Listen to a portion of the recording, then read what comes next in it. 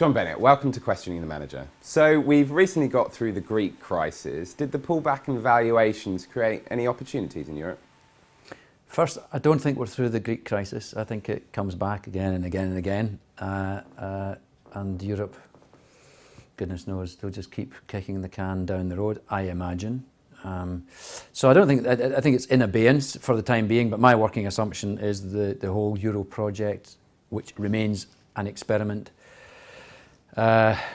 will be subject to challenges and tests and crises, as we go on. And the trick is, as your question suggests, is to ask yourself, actually, has this latest bout thrown up some value? And that's the question we did ask. Going just before the sell-off, we were worried. I think I'd said, maybe in a forum like this, I'd said, I'm not finding a lot of value, I'm a bit worried, I can't see value, perhaps with the exception of the small caps.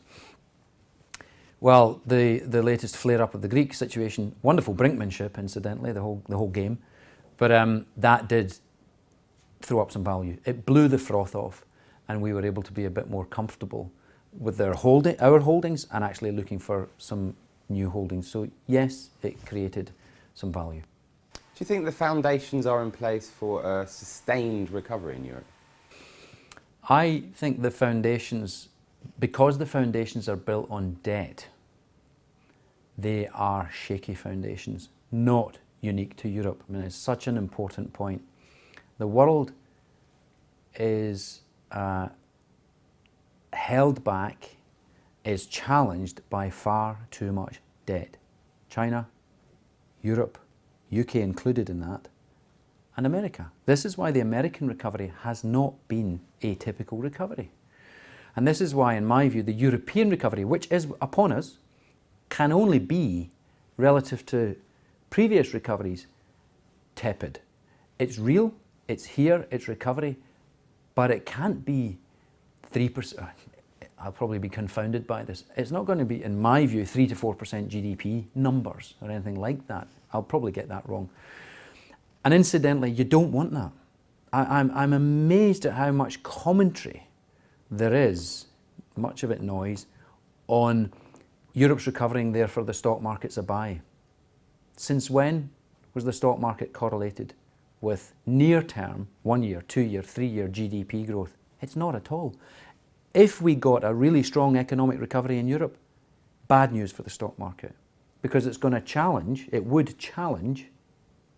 not going to get it, but it would challenge the very thing that's been the lifeblood of stock markets around the world, QE.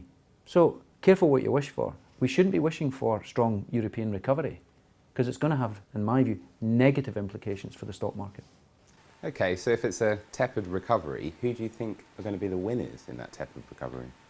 My worry is that the winners of this year and next year and maybe the year after, this is my worry, and it's not a forecast, the worry is the same stocks, because it's the QE beneficiaries. In other words, quality growth, Nifty 50-esque names, and they're performing again this year.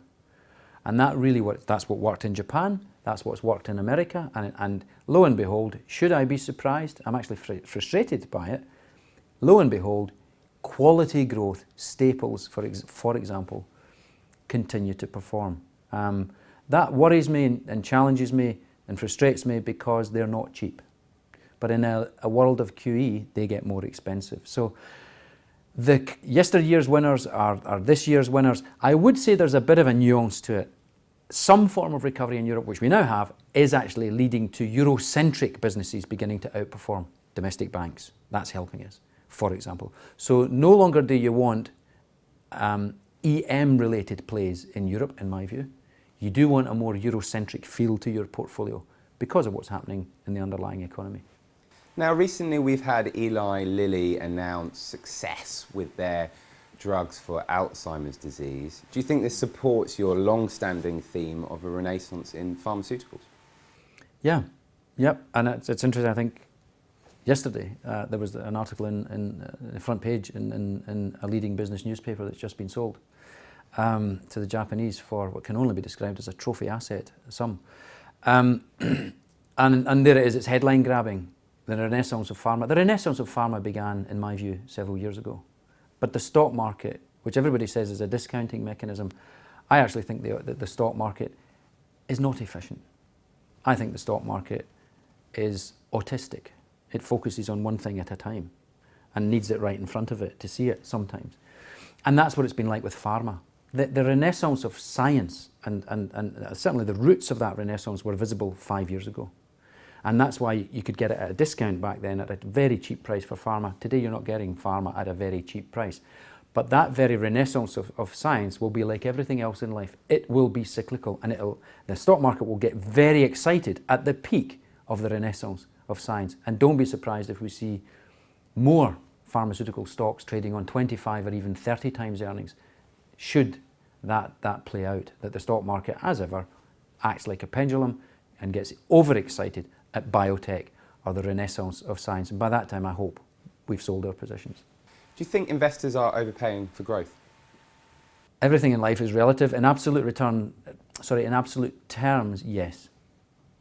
I think high quality growth stocks around the planet are at the very least fully valued and probably overvalued in absolute terms. In relative terms, i.e. relative to a Bund, a Swiss bond, a British bond, real estate, and relative to other asset classes, relative to the fact there's not a lot of growth worldwide. And look at what's happening in the commodity space, look at what's happening in China, look at what's happening in EM, look at the tepid recovery in America, given the amount of money thrown at it, look at the tepid recovery in Europe. There ain't a lot of growth around. Therefore, if something is scarce, it will be bid up. In relative terms, they're probably not overpriced.